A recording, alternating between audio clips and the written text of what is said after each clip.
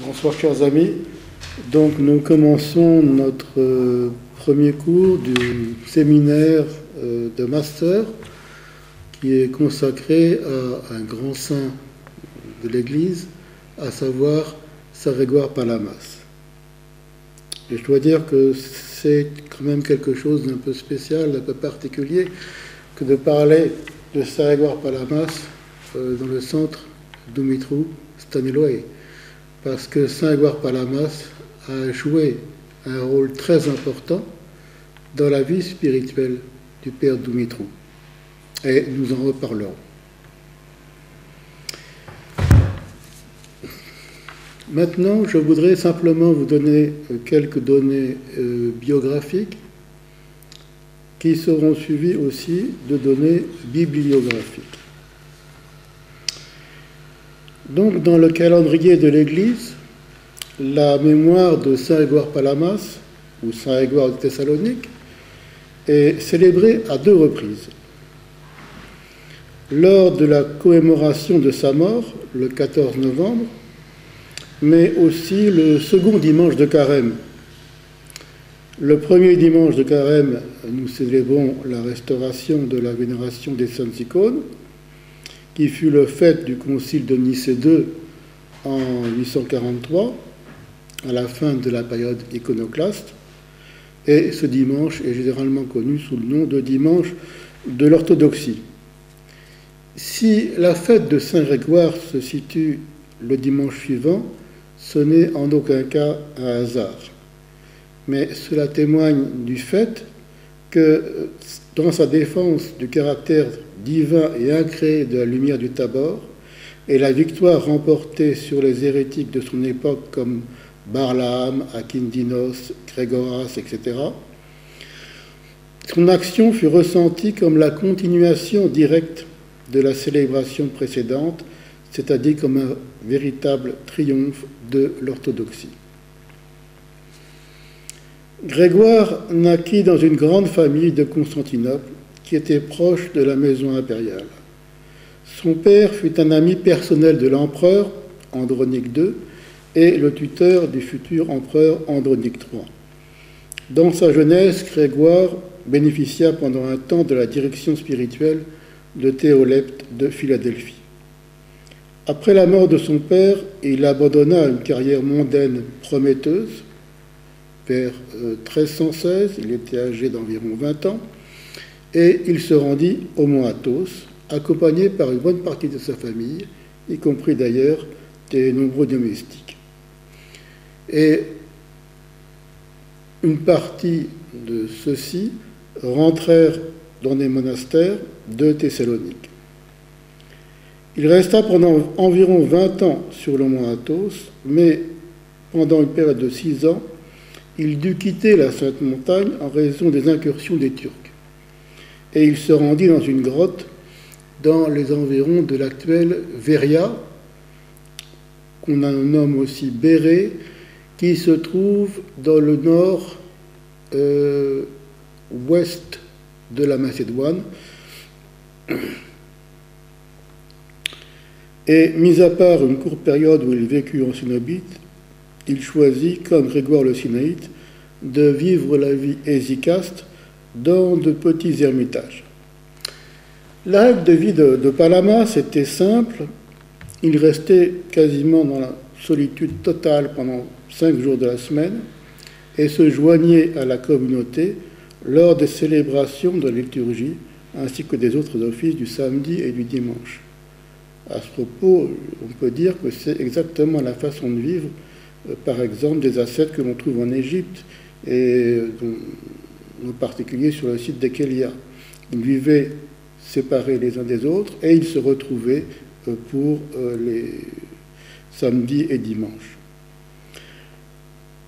Durant cette période, il écrivit la vie de Pierre l'Atonite, qui est son premier écrit, et son traité sur la présentation de la Vierge au Temple, et peut-être aussi les chapitres de la pureté du cœur et de la prière. Vers 1335, il accepta brièvement une charge d'higoumène au monastère d'Eswigmen, qui abritait alors 200 moines. Mais à Constantinople en 1333-1334, il y avait de nombreuses discussions théologiques qui, notamment, étaient causées par des envoyés, des légats du pape qui avaient été envoyés en Constantinople en vue d'une nouvelle union des églises. C'est durant ces négociations que furent rédigés les traités apodictiques ou démonstratifs sur la procession du Saint-Esprit. Barlaam y était le représentant du patriarcat de Constantinople. Deux points firent réagir Palamas, car il risquait d'aboutir à un compromis d'union avec les Latins qui serait en leur faveur. Selon Barlaam, l'expression des Grégoire de Nazianze, principe issu du principe appliqué au Fils, lui paraissait, à Barlaam, favorable au filioque. De plus, Barlaam affirmait l'impossibilité de connaître Dieu de manière apodictique, c'est-à-dire démonstrative ou probante. Par conséquent, il rejetait l'usage de la démonstration en théologie et concluait à la vanité des discussions sur le filioque. C'était effectivement assez inquiétant et Palamas écrivit alors à son ancien ami qui s'appelait Grégoire Akindinos et qui était un proche de Barlaam. Les deux, Akindinos et Barlaam, répondirent alors à Palamas et Palamas dénonça l'influence de l'hellénisme profane chez le moine calabrais. Celui-ci alors changea de sujet et s'en prit à la spiritualité hésychaste, affirmant que la lumière vue par les hésychastes n'était pas la lumière incréée, mais une manifestation lumineuse créée. Il ridiculisait aussi la méthode de prière utilisée par certains moines, les surnommant omphalopsychi, c'est-à-dire ceux qui placent leur âme dans le nombril. Bien qu'il eût préféré rester dans son ermitage, saint Grégoire se sentit alors obligé d'intervenir pour défendre l'orthodoxie et la tradition spirituelle du mont Athos. Il quitta donc la Sainte Montagne et s'installa pendant 3 ans à Thessalonique, où il écrivit les Triades pour la défense des saints hésychastes. La polémique se développa, le point de vue de Grégoire fut confirmé par le concile de Constantinople en 1341, présidé par Andronique III et le patriarche Jean Calécas. En définitive, Barlaam se retira en Occident, où le pape le nomma évêque de Gérase en Italie. Mais la controverse ne s'arrêta pas là. Elle continua encore 6 ans, 1341-1347. Désormais, politique et théologie allèrent se mêler. Les principaux adversaires durant cette période furent son ex-ami et disciple Grégoire Akindinos et le savant humaniste et homme d'État Nicéphore Grégoras. Après bien des péripéties que je vous passe, la position doctrinale de Palamas fut réaffirmée le 12 février 1347. Le tome synodal de 1341 fut confirmé, puis un nouveau concile tenu à Constantinople confirma les tomes de 1341 et de 1347. Mais, dès 1347, un nouvel adversaire, le philosophe Nicéphore Grégoras, manifesta, et 2 conciles qui eurent lieu en 1351 confirmèrent la doctrine de Grégoire Palamas, et notamment la distinction entre les sens et les énergies incréées. Le tome synodal, proclamé le 15 août, entérina leur décision et excommunia tous ceux qui n'acceptaient pas la doctrine défendue par Grégoire Palamas comme conforme à l'orthodoxie. Les anathématismes contre les antipalamites furent intégrés au synodicon de l'orthodoxie, et celui-ci fut lu tous les ans à compter de 1352, le premier dimanche du Grand Carême. La dernière période de la vie de Grégoras commença en 1347 lorsqu'il fut consacré métropolite de Thessalonique, qui était alors la deuxième ville de l'Empire. Mais la ville étant secouée par la révolte populaire de ceux que l'on a nommés les Zélotes, il ne put prendre possession de son siège qu'en 1350. Il profita de cette période de répit et d'un peu de calme pour écrire un texte qui était un peu une synthèse de toute sa pensée. Ce sont les 150 chapitres que l'on trouve dans la Philokalie.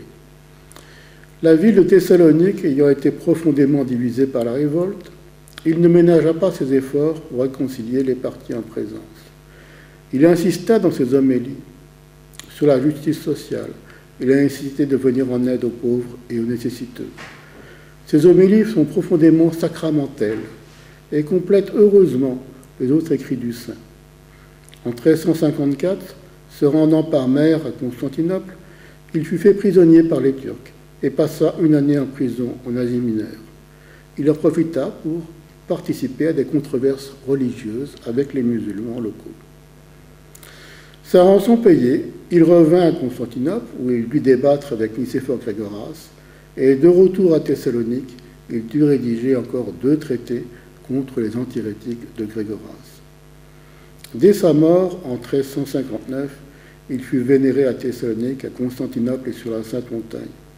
Et ce n'est seulement que 9 ans plus tard, en 1368, qu'il fut formellement reconnu comme saint. Il est aujourd'hui considéré par l'Église orthodoxe comme l'un des plus grands pères de l'Église, dont la doctrine fut canonisée par 3 conciles. Voyons maintenant de ce qu'il en est de notre époque. À l'époque moderne. Et il est intéressant de constater que, malgré toutes les difficultés liées aux circonstances historiques, je vous rappelle par exemple que la Grèce était occupée par l'Empire ottoman, la spirituelle hésicaste et la pratique de la prière de Jésus réussit à se maintenir en Syrie et en Grèce. C'est ainsi qu'un jésuite, et c'est intéressant de lire les rapports des jésuites, le père Irénée Hausherr, dans un opuscule sur la méthode de raison hésicaste, publié à Rome en 1927, nous raconte comment les jésuites, venus pour convertir au catholicisme les chrétiens d'Orient, se heurtèrent aux orthodoxes qui pratiquaient encore cette forme de prière et se référaient à saint Grégoire Palamas. Le premier, le père Michel Nau, vécut longtemps en Syrie, et dans un ouvrage, l'Ecclésiaire Romanae Greco Ephigies, il consacre tout un dialogue à l'hésicasme. L'autre, le père François Richard, dans son Bouclier de la foi, Targatis Pisteos, paru à Paris en 1668, nous montre qu'il est très au courant des doctrines des orthodoxes. De plus, il nous a laissé un livre où il nous parle de sa mission à Santorin. Et, conclut le père Irénée, on n'a qu'à feuilleter cette relation pour se convaincre de la place que l'hésicasme tenait alors parmi les doctrines spécifiquement orthodoxes. Les principales difficultés vinrent aux jésuites dans leur apostolat auprès des Grecs de ce qu'ils voulaient s'attaquer aux théories de Grégoire Palamas et voulaient persuader leurs auditeurs que le célèbre archevêque de Thessalonique n'était point du tout un saint. Donc, on voit que, malgré toutes les difficultés historiques, il se maintenait une pratique de la prière hésicaste et une certaine vénération pour saint Grégoire Palamas. Au XVIIIe siècle, alors que se diffusait la philosophie de lumière, la Grèce comme la Roumanie furent l'objet d'un grand renouveau de l'orthodoxie, où la publication de la Philokalie tient une place capitale. On sait, que va se développer un mouvement qui va être notamment impulsé par Eugène Vulgaris, qui fut encouragé par le patriarche Cyril V et qui aboutira finalement à la publication de la Philokalie en 1782 par saint Nicodème Lagioric et saint Macaire de Corinthe à Venise. On notera que Nicodème Lagioric a réparé l'édition des œuvres complètes de saint Grégoire Palamas, mais son projet n'aboutit pas, car l'imprimerie de Venise fut fermée par ordre du gouvernement autrichien et le manuscrit détruit par les soldats qui cherchaient des œuvres de propagande bonapartiste. Effectivement, les Grecs n'avaient pas de lieu où imprimer leurs œuvres. Dominés par les Ottomans, ils n'avaient pas d'imprimerie. Le seul lieu où ils pouvaient imprimer leurs œuvres, c'était Venise.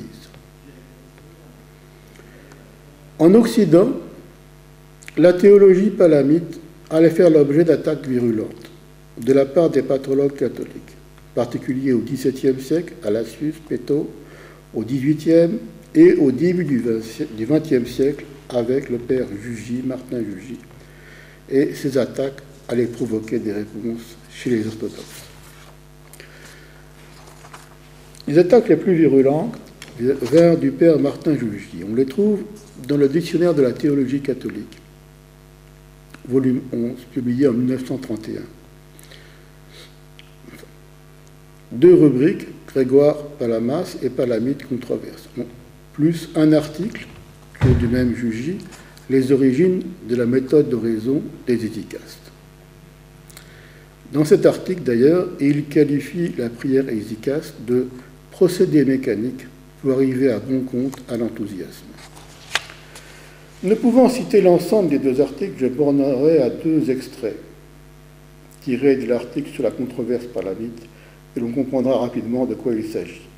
Ainsi, colonne 1777, pour l'auteur, les origines de la controverse sont à chercher dans la fosse mystique qui a commencé à se glisser dans le monachisme byzantin, à peu près à l'époque où l'Église byzantine elle-même rompait les derniers fils qui la rattachaient à l'Église romaine et maintenait tant bien que mal l'union très lâche à laquelle on s'était habitué depuis plusieurs siècles.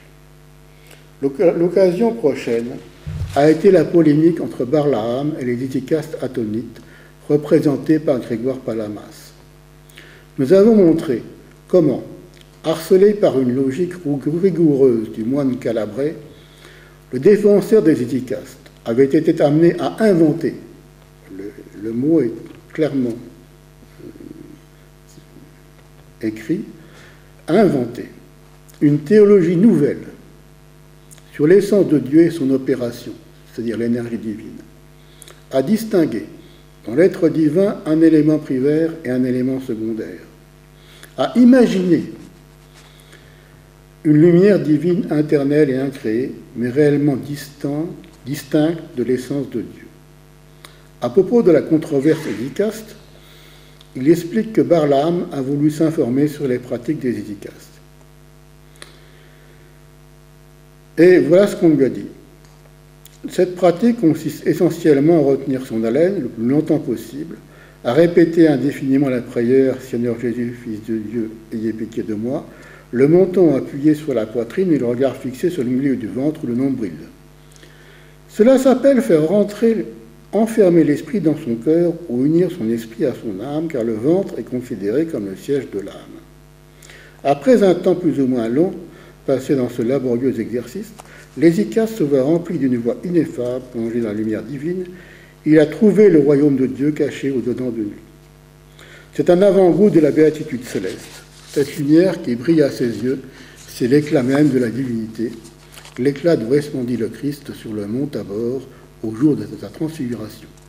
Voilà à peu près ce que répondit le moine à Barlaam, qui cria aussitôt au scandale et dénonça en toute la capitale ce qu'il considérait comme un intolérable abus. De nos jours, ajoute-t-il, la fête de Palamas, et en dépit de la lettre des anathématismes contenus dans le triode, le dogme palamite dans l'ensemble de l'Église gréco-russe est un dogme à peu près mort. Non seulement il est oublié, mais il est contredit ouvertement par l'enseignement théologique officiel. Voici donc des extraits de l'article du père Jugy. 3 points sont à relever. Saint Palamas a inventé une théologie nouvelle où l'essence de Dieu est son opération, l'énergie divine, consistant à distinguer dans l'être divin un élément primaire et un élément secondaire, à imaginer une lumière divine, éternelle et incréée, mais réellement distincte de l'essence de Dieu. Or, si l'on lit les pères, on constate que tout ceci est complètement faux. ce qui est quand même très surprenant. La notion d'énergie divine est largement répandue dans les écrits patristiques. Elle fut même au centre d'un des conciles œcuméniques, le 6e concile œcuménique, qui traita de la question du monoénergisme. Donc, comment peut-on dire des choses pareilles? Je ne sais pas. 2. Une pratique bizarre, presque scandaleuse, celle de la prière hésychaste, telle que caricaturée par Barlard. Bon, à sa décharge, on peut dire qu'il a interrogé un novice qui a pu présenter la prière hésychaste de façon simpliste. Le dogme palatinique, 3e élément, est oublié et même contredit ouvertement de l'enseignement théologique officiel. Ici, on peut noter quand même quelque chose qui a un fond de vérité. C'est que, à l'époque, la théologie, telle qu'elle a été enseignée dans les grands centres, les capitales, était une théologie qui était largement influencée par la scolastique catholique. Et ce sont dans des régions périphériques, comme on l'a vu par exemple pour les îles à Santorin, que se maintenait une tradition hésychaste et une référence à Saint-Grégoire Palamas. Ces attaques, qui sont quand même assez violentes, vont déclencher pas mal de réponses dans le monde orthodoxe. La première, à ma connaissance, il y en a peut-être eu d'autres, semble être celle de Monseigneur Basile Krivoshéine, patrologue de renom, qui publia les œuvres de Siméon le Nouveau Théologien dans la collection des sources chrétiennes. Autant le texte du J est agressif et violent, et il est, on sent bien, poussé par une passion confessionnelle, autant la réponse de Monseigneur Basile Krivoshéine est paisible et argumentée. Monseigneur Basile va répondre aux critiques du Père Jugy, mais il va répondre aussi à celles d'Irénée à Osler. Et son article va apparaître en 1936 en russe, c'est la doctrine ascétique et théologique de Saint-Grégoire Palamas, et le texte va être repris dans une édition récente, Dieu, l'homme, l'Église, publiée par les éditions du Cerf en 2010, pages 19 à 71. Krivoshéine, donc ça s'écrit K-R-I-V-O-C-H-E-I-N-E. Et je vous recommande cet article, parce que c'est un article de synthèse tout à fait intéressant. Et on sent que derrière cet article, il y a non seulement une profonde connaissance des textes patristiques et de la théologie de Saint-Grégoire Palamas, mais qu'il y a aussi une pratique profonde. Et Monseigneur Basile avait passé de longues années, je crois qu'il y restait 20 ans, au Mont Athos. Et effectivement, à cette époque, il y avait aussi une théologie académique, c'est ça dont parle le Père Jugy, qui est dominée par des influences protestantes parfois ou catholiques. C'est ce que le Père Georges Florovski, par exemple, a appelé l'exil de Babylone de la théologie russe. Mais parallèlement, il a existé, comme en Grèce, un courant populaire, une spiritualité fondée sur la prière hésychaste, puis sur la philokalie, qui va irriguer la vie spirituelle, comme en témoignent par exemple les fameux récits d'un pèlerin russe. Le retour au Père de l'Église et à Saint-Grégoire Palamas s'inscrit donc dans une tendance de libération de la pensée théologique qui retrouve alors ses racines. Monseigneur Basile commence en situant la prière hésychaste dans son contexte patristique traditionnel qui remonte aux origines même du monachisme. Il explique le sens de cette prière pour Palamas.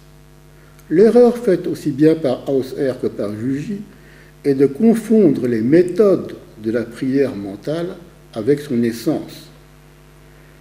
Pour Husserl comme pour Ruggie, l'utilisation des moyens mécaniques comme la recherche du goût et du cœur, qui a valu aux Thésicas le don d'omphalo-psychique, et la répétition incessante de la prière de Jésus, aboutit nécessairement et mécaniquement à la vision de la lumière du Tabor. En bref, arriver à des états spirituels élevés semble être le résultat de la persévérance dans l'exercice de la prière mentale et non pas le fruit de l'union intérieure de l'homme avec Dieu et de la libre opération de la grâce divine, ainsi que cela a été en réalité enseigné par tous ceux qui pratiquaient cette prière. Quant à la méthode, fondée sur la respiration, saint Grégoire enseigne que son rôle est tout à fait secondaire. Elle est destinée à aider l'homme, et dit-il, surtout le débutant, à garder son esprit sans distraction, sinon celui-ci risque de se laisser aller à vagabonder. Il est donc recommandé de lier la prière à la respiration, surtout au début, tant que l'hésicasque n'est pas fermement enraciné par la grâce de Dieu dans la contemplation et le recueillement. Par conséquent, cette méthode n'est en rien une obligation pour tous ceux qui souhaiteraient atteindre la perfection dans la prière. Elle est simplement recommandée, et encore, surtout pour les débutants. Cette méthode est accessoire. Elle est destinée simplement à faciliter le recueillement. Le succès de la prière dépend en dernier ressort de Dieu, bien sûr. L'article de Monseigneur Basile est très riche, s'accompagne de notes abondantes dans lesquelles il analyse les positions des théologiens connus, qu'ils soient catholiques ou orthodoxes, par rapport à saint Grégoire. Sa réfutation en quelques lignes de l'identification que fait le père Bulgakov de la Sophia avec les énergies divines incréées est brillante. Après avoir analysé les grands thèmes de la théologie du saint concernant la lumière incréée et les énergies divines, il conclut son article en écrivant « Pour résumer brièvement le rôle joué par Grégoire Palamas dans le développement de la pensée orthodoxe, on peut dire que l'enseignement mystico-ascétique traditionnel de l'Orient orthodoxe trouve dans son œuvre non seulement son expression systématique et achevée, mais aussi sa justification philosophique et théologique par cette doctrine de la lumière incréée et des énergies divines.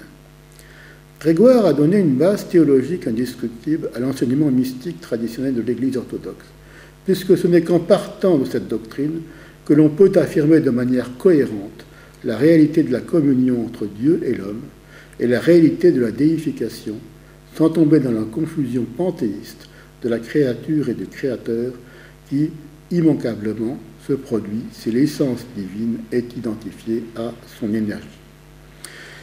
Il n'est donc pas exagéré de comparer l'œuvre et le combat de saint Grégoire avec les réalisations et la lutte pour l'orthodoxie de saint Athanase d'Alexandrie. Cette comparaison nous paraît d'autant plus justifiée que, comme Athanase le Grand fit entrer dans l'usage ecclésiastique, en dépit des protestations des pseudo-traditionalistes de l'époque, nous pensons à Eusèbe de Césarée et autres semi-ariens, le terme théologique jusque-là inconnu de consubstantiel, homoousios, et qu'il exprima par lui l'ancien enseignement de l'Église grâce sur la deuxième hypostase imparfaitement formulée auparavant. De même, saint Grégoire, grâce à un développement audacieux et à un affinement théologique de la doctrine déjà existante sur la lumière et les énergies divines, exprima et donna un fondement à l'enseignement traditionnel de l'Église sur la réalité de la manifestation de la divinité incréée dans le monde créé, sur la réalité de la communion mystique entre Dieu et l'homme, sur la possibilité offerte à l'homme de dépasser par la grâce ses limites créées sans confusion panthéiste et sans absorption dans l'être divin. En approfondissant et en élargissant les bases théologiques des données de l'expérience mystique de l'Église, saint Grégoire Palamas a pris une place d'importance capitale et permanente.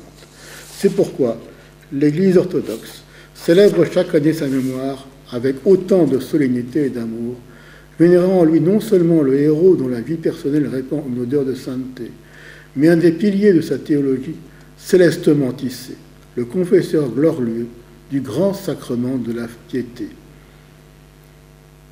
Je vous rappelle le tropère de sa fête, tel que le traduit le père Denis Guillaume. Luminaire de l'orthodoxie et docteur de l'Église dont tu fus le ferme appui, ornement des saints moines et rempart invincible des théologiens, Saint Grégoire thaumaturge, gloire de Thessalonique et de la grâce le héros, intercède auprès de Dieu pour le salut de nos âmes. Il y a dans ce tropère des accents et même un vocabulaire qui rappelle celui de l'hymne acatiste à la Mère de Dieu, et ce n'est pas un hasard. Car comme l'icône de la Mère de Dieu protégea la ville, c'est-à-dire Constantinople, des ennemis, Saint Grégoire fut le défenseur de l'orthodoxie dans une période de crise. La deuxième réaction importante est bien sûr celle du père Dumitru Stăniloae. L'entre-deux-guerres est un âge florissant pour la Roumanie et il est marqué par un renouveau de l'intérêt porté par les intellectuels et les théologiens à la tradition musicaste, tout particulièrement à l'œuvre de Saint Grégoire Palamas. Depuis le début du XXe siècle, la théologie académique roumaine est fortement dominée par un néoscolastique représenté dans le monde orthodoxe par Constantin Androutsos, dont le père Stăniloae fut d'ailleurs lui-même un traducteur, puisqu'il a traduit cet ouvrage en roumain, donc il savait de quoi il parlait. Le père Stăniloae fut sans contexte le théologien qui contribuera le plus activement à la redécouverte du palamisme et à la popularisation de la philokalie en Roumanie. D'abord, dès 1937, il rédigea le premier exposé systématique de la vie et de l'œuvre de Saint Grégoire Palamas. Ensuite, dans son premier véritable ouvrage de théologie, Jésus-Christ ou la restauration de l'homme, il insista plus qu'aucun de ses contemporains sur la notion de divinisation, entendue comme procédé à la fois inscrit dans la nature de l'homme en tant qu'être créé et appelé à la rédemption, et comme tâche dont la purification des passions par l'ascèse constitue l'instrument. Mais c'est surtout en traduisant et en commentant tout au long de sa vie la philokalie qu'il s'imposa comme le principal porteur de ce mouvement. Je tire ces mots d'un ouvrage, de l'avant-propos d'un ouvrage du père Dumitru, qui est sur la théologie ascétique et mystique de l'Église orthodoxe, traduit récemment en français par l'édition du Cerf en 2011. Et on constate que toute la pensée du père Dumitru Stăniloae est influencée directement par la pensée ascétique et mystique de Saint Grégoire Palamas. C'est donc en quelque sorte une sorte de retour, si je puis dire. C'est avec un grand plaisir donc qu'il me donnait de parler aujourd'hui de cette pensée. Quant à la biographie, nous disposons actuellement d'instruments qui sont de plus en plus performants. Par exemple, nous avons un travail récent et très complet.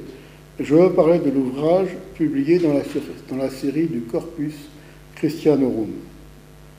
Effectivement, Carmelo Giuseppe Conticello, C-O-N-T-I-C-E-2-L-O, et Vasa Conticello ont publié La théologie byzantine et sa tradition. Là, je parle du tome 2, qui concerne le XIIIe va jusqu'au XIXe siècle, Brepols en 2002, dans lequel on trouve un article, Saint Grégoire Palamas, par le père Robert Sienkiewicz, S-I-N-K-E-W-I-C-K, qui est écrit en anglais. Le père Sienkiewicz est de Toronto. Et cette étude est très complète. Elle comprend une biographie, une liste des œuvres, en donnant à chaque fois le titre de l'œuvre, la date, l'édition, les traductions. Les écrits spirituels, les tomes synodaux, la vie du saint par le patriarche Philothée Kokkinos et l'office célébré par le saint, pour le saint. Une présentation de la théologie de Saint Grégoire, puis les conclusions, et une biographie extrêmement complète qui va jusqu'en 2000. Enfin, une publication par l'auteur du tome de la Sainte Montagne ou tome Agurite. L'ensemble représente donc un instrument de travail fort utile pour l'étude du saint. Je voudrais revenir cependant sur plusieurs points de la bibliographie. D'abord, parler de la publication des œuvres complètes. Si l'on veut vraiment pousser les choses jusqu'au bout, la première collection des œuvres complètes de Palamas fut réalisée au XVe siècle. Peut-être à l'initiative du patriarche Philoté Kokinos, qui était son disciple. Elle fut déposée au monastère de la Grande Laure, Mégistilivra. Elle comporte 3 manuscrits au codex. Elle se trouve désormais à la BNF, Bibliothèque nationale de France. Et on peut même télécharger ces manuscrits gratuitement. L'édition Princeps des œuvres de saint Grégoire Palamas sera celle de Thessalonique, et elle est connue sous le nom de Singramata, œuvre complète. Elle comprend 6 volumes. Le premier date de 1988 et le dernier de 2015. Elle fut réalisée sous la direction du professeur Panayotis Christou. Plusieurs chercheurs y ont contribué. Le dernier volume, publié en 2015 et qui comprend les homélies, fut l'œuvre du professeur Basile Psevdogas, P-S-E-U-D-O-G-A-S, qui fut un collaborateur de Christou depuis le premier volume. Ces volumes nous donnent une édition critique du texte grec d'après des manuscrits.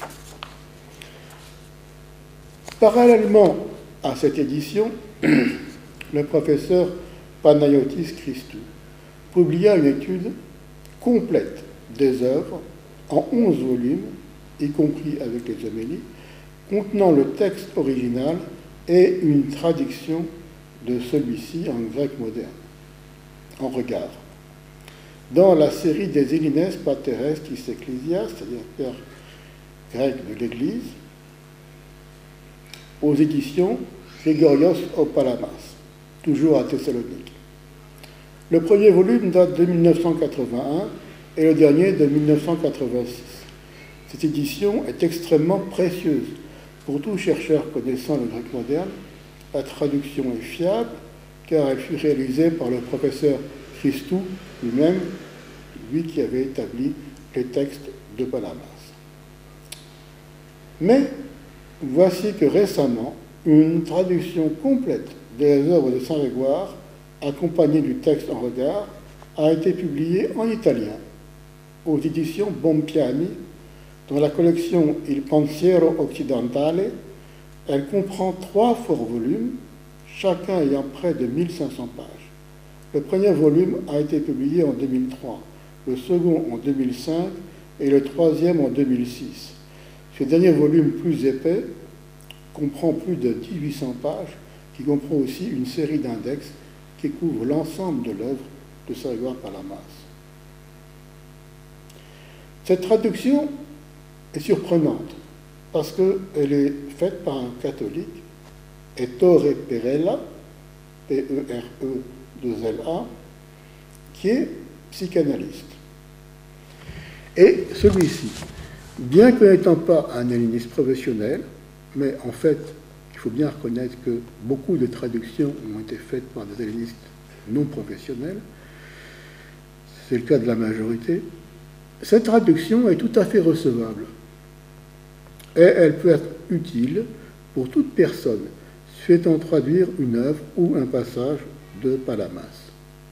Cette édition est donc postérieure à la notice du père Sienkiewicz dans l'ouvrage de Conticello. Venons-en maintenant aux études traductions disponibles en français. Les traductions d'abord. Traduction en français. Bien sûr, on connaît celle du père Jean Meyendorff. Le père Jean Meyendorff a consacré une grande partie de sa vie à l'étude de saint Grégoire Palamas. Il a participé aussi à l'édition des œuvres complètes de Thessalonique. Bon helléniste, il avait aussi une formation de paléographe qui lui permettait de lire directement les manuscrits pour établir les textes. Sa principale traduction fut celle de la Défense des saints édicastes qu'il publia en 1959 à Louvain avec le texte grec en regard. Grégoire Palamas, Défense des saints édicastes, introduction, texte critique, traduction et notes, Louvain, 1959, en 2 volumes. Cette œuvre est peut-être la principale, la plus importante, une des plus importantes en tout cas, des œuvres de Grégoire Palamas, car elle est une défense et une illustration de la spiritualité et de la prière efficace qui faisait l'objet de violentes attaques. On trouve aussi en français 12 homélies de Grégoire Palamas, traduites par Jérôme Clair, collection L'échelle de Jacob, à Paris, IMCA Press, en 1987.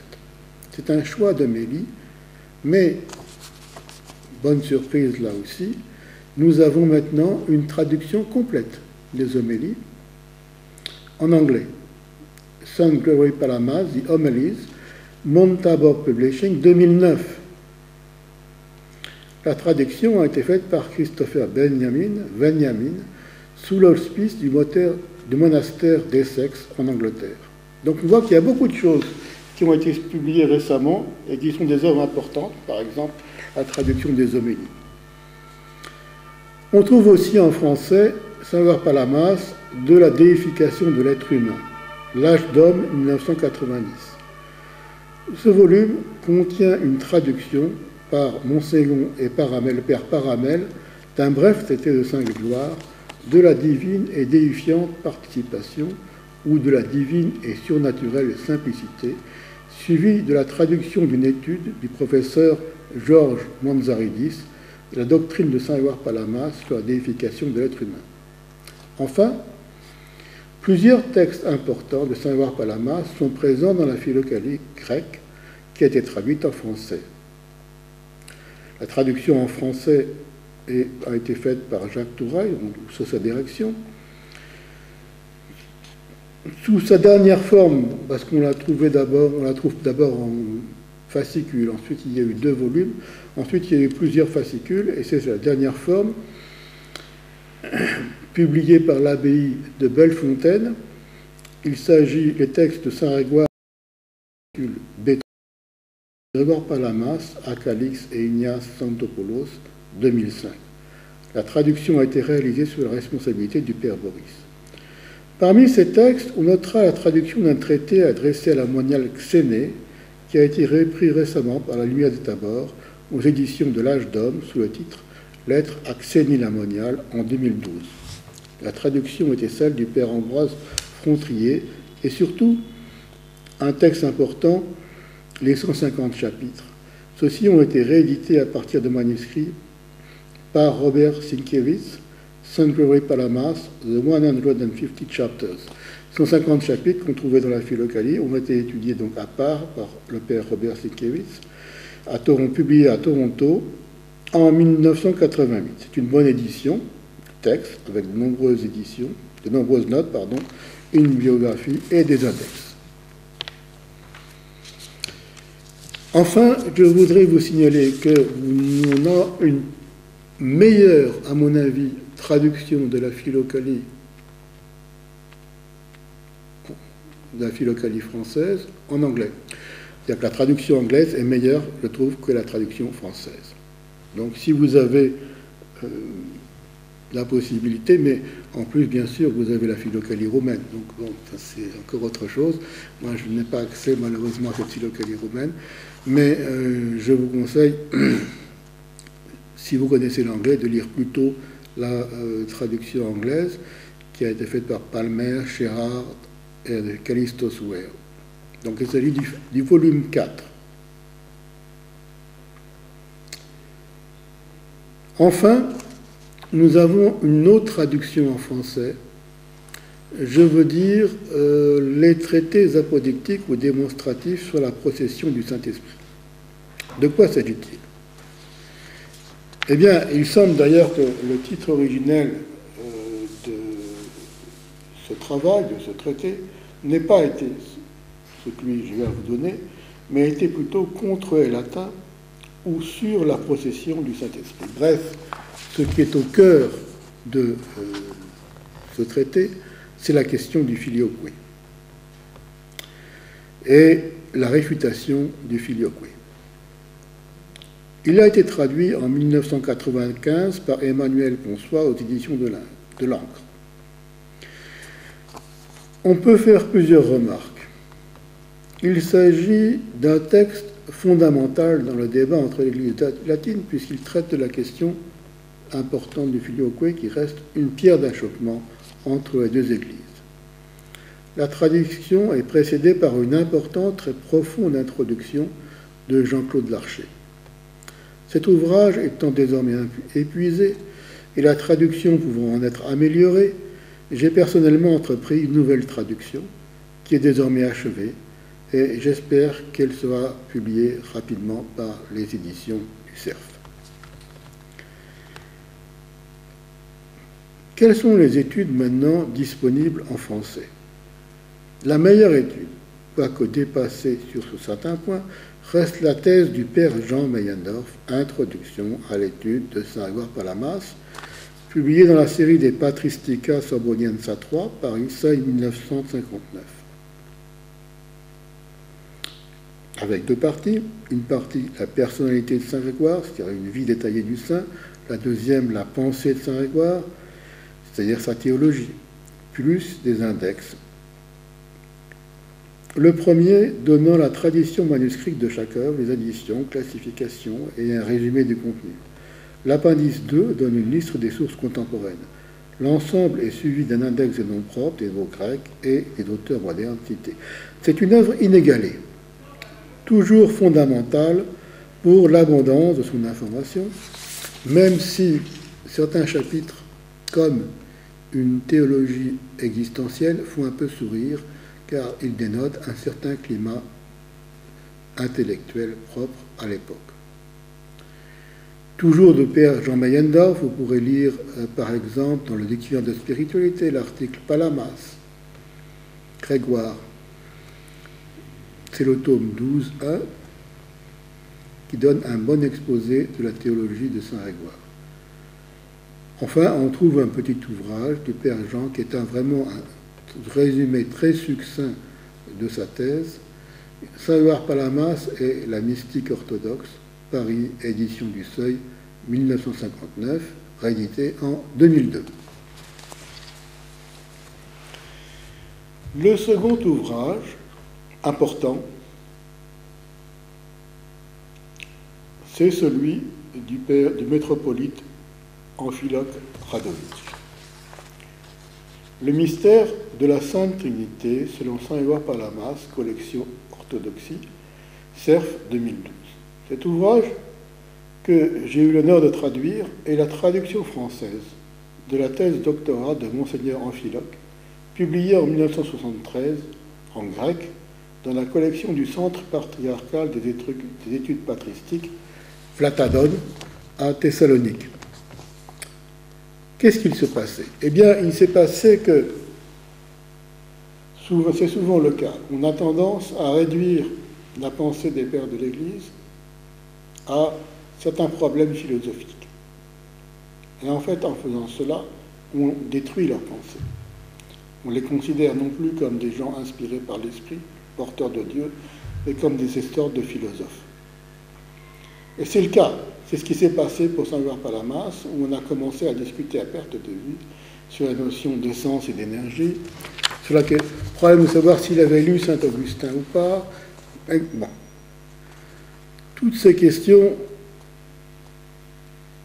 ont leur intérêt, mais doivent être resituées, et c'est précisément le travail que va faire Monseigneur Amphiloque dans une conception globale. Et Monseigneur Amphiloque va les placer dans leur véritable dimension, à savoir la dimension trinitaire et la compréhension patristique de Dieu qui donne un sens à tout le reste. En faisant cela, il a en quelque sorte, comment dirais-je, corrigé une déviation que connaissaient les études palamites, on va dire, en le resituant sur le point essentiel, à savoir le cadre trinitaire et la compréhension patristique de Dieu. C'est un livre profond et admirable en ce qu'il témoigne d'une connaissance et d'une assimilation par l'auteur de la pensée du saint qu'il connaît parfaitement. Malheureusement, cette mise à jour ne sera pas toujours reçue en Occident, tout simplement parce que l'on ignore souvent le grec moderne. Et l'on va continuer de discuter de problèmes qui ont été résolus depuis longtemps dans l'ouvrage de Monseigneur Amphiloque. Enfin, le troisième ouvrage est celui d'un dominicain. Il s'agit de Jacques Lison, Lison, L-I-S-O-N, qui est un dominicain. Il a écrit L'Esprit répandu, la pneumatologie de Gérard Palamas, collection Patrimoine Orthodoxie, Paris, Cerf, 1994. Et je dois dire que c'est un bon ouvrage. Un bon ouvrage, écrit sans préjugés. Et il a été dirigé dans ce travail par un autre théologien catholique qui lui aussi a fait preuve d'une large ouverture et d'une compréhension de la pensée orthodoxe. Je parle du père André de Valleux de Louvain. Et personnellement, je trouve qu'on lit toujours ces articles avec profit. Mais il y a quand même un hic, quelque part, c'est que autant l'ouvrage de Lison, si vous voulez, est un bon ouvrage, sérieux, documenté, il n'y a rien à dire, mais il omet un point. Il omet un point, ce qui est quand même un peu embêtant pour la patrologie, pour la pneumatologie de Saint-Grégoire. Il omet la question du filioque. Donc c'est quand même une grosse lacune quand on parle de la pneumatologie du saint. Ceci dit, malgré tout, je maintiens que c'est un très très bon ouvrage. Et maintenant, je voudrais ajouter donc à cette brève bibliographie deux ouvrages qui me semblent tout à fait importants et même essentiels. On a vu que l'un des reproches les plus violents faits par le père Jugy à la théologie du saint était d'avoir inventé cette distinction. On sait qu'il n'en est rien. Et comme le confirment ses ouvrages. Le premier est celui de Jean-Claude Larcher, La théologie des énergies divines, des origines à Saint-Jean Damascène, dans la collection Cogitatio Fidei, Paris, Cerf, 2010. L'auteur retrace avec minutie les origines de la notion d'énergie divine dans la philosophie, dans les Écritures et chez les pères de l'Église jusqu'à Saint Jean Damascène. Ce qui fait qu'il y a un tel dossier, un tel nombre de références qu'un dominicain, le père Lévy, qui a fait la recension de l'ouvrage dans la revue Istina, déclare « À nos yeux, il ne fait aucun doute que la notion d'énergie incréée, distincte de l'essence divine, tout comme celle de la grâce incréée qui lui est étroitement associée, appartiennent à l'enseignement le plus vénérable et le plus constant des pères grecs. De ce point de vue, le dossier rassemblé par l'auteur est, comme le laissaient pressentir tant de travaux antérieurs, accablant pour ceux qui souhaiteraient encore nier l'évidence des textes. On touche bien ici une ligne de partage entre le monde latin et le monde byzantin. Donc c'est un dominicain qui écrit ça dans la revue Istina, compte rendu de la théologie des énergies divines de Jean-Claude Larcher, Istina 56, 2011, numéro 3, page 172.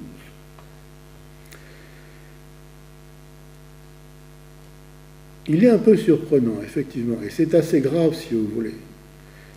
Lorsqu'on a un auteur qui fait autorité, le père Jugy était quand même un homme qui avait une certaine envergure, écrit dans un ouvrage qui lui-même fait autorité, à savoir le Dictionnaire de la théologie catholique, comme quoi une assertion selon laquelle Saint Grégoire Palamas aurait inventé une distinction, eh bien, après cela, cette affirmation est reproduite, souvent sans réflexion, par beaucoup de gens. C'est très grave, si vous voulez, de faire un truc pareil, parce que ça se répercute à beaucoup de niveaux, et les personnes qui n'ont pas eu l'occasion d'étudier la question, sincèrement, c'est pas qu'elles soient, comment dirais-je, hostiles ou qu'elles aient un préjugé, vont lire l'article dans le Dictionnaire de théologie catholique, puis vont reproduire cette pensée, cette appréciation du père Jugy. Ce qui fait que pendant très longtemps, et même jusqu'à nos jours, jusqu'à maintenant, on a des gens qui vont vous sortir ça, que Saint Grégoire Palamas a inventé une distinction. Le livre de Jean-Claude Larcher a au moins une fonction positive, c'est de prouver, bien sûr, mais on le sait, mais enfin, il amasse tellement d'exemples et donne tellement de références que l'on ne peut pas le nier. On ne peut plus le nier. Et c'est ce que constate d'ailleurs ce dominicain dans son compte-rendu. Un autre ouvrage aussi très intéressant. Il s'agit d'un autre de M. Bradshaw, B-R-A-D-S-H-A-W, donc Bradshaw, qui, dans un autre ouvrage de grande valeur, Aristotle East and West, donc Aristote Est et Ouest, Cambridge University Press 2004, va analyser dans son ouvrage, comme un fil, la notion d'énergie. C'est un magnifique ouvrage, magnifique. Il y a une différence, si vous voulez, entre les deux ouvrages, entre l'ouvrage de Jean-Claude Larcher et l'ouvrage de Bradshaw. Pour Jean-Claude Larcher, la notion d'énergie n'a pas, d'énergie divine telle qu'elle est reprise dans les textes patristiques, n'a pas de lien avec une origine philosophique. Alors que pour Bradshaw, elle en a un. Et il part d'Aristote, voit l'influence d'Aristote en particulier sur les néoplatoniciens, et pense que c'est de là que vient la notion d'énergie divine qui a été reprise par les pères. Donc il pense qu'à l'origine, si vous voulez, il y a quelque chose de philosophique. Donc c'est la différence entre ces deux ouvrages. Bon. Mais ces deux ouvrages sont fondamentaux et méritent vraiment qu'on les lise.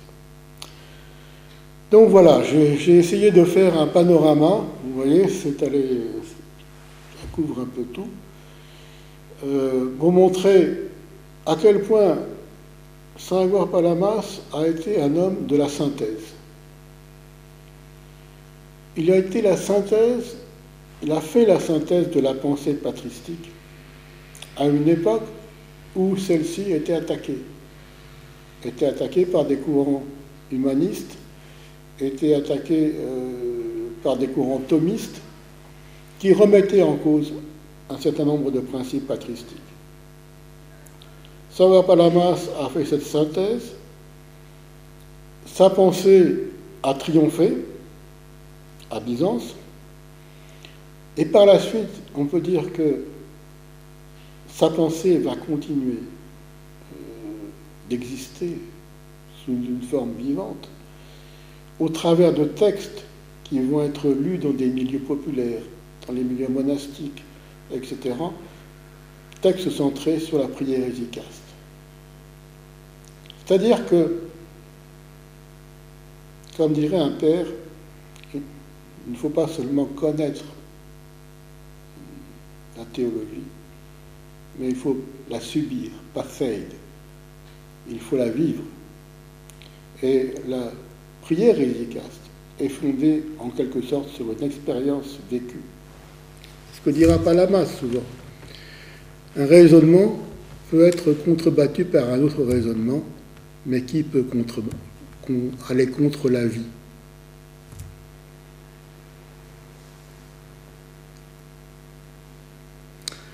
Je voudrais insister sur ce fait parce que cela explique comment cette pensée a continué à se développer dans les milieux populaires, en Grèce ou ailleurs, en Russie ou ailleurs, comment justement les jésuites se sont heurtés à elle, comment les récits d'un pèlerin russe sont apparus, et comment finalement le mouvement qui s'est manifesté au XXe siècle, fin du XIXe, début XXe, a été un mouvement de retour, en quelque sorte, à Palamas.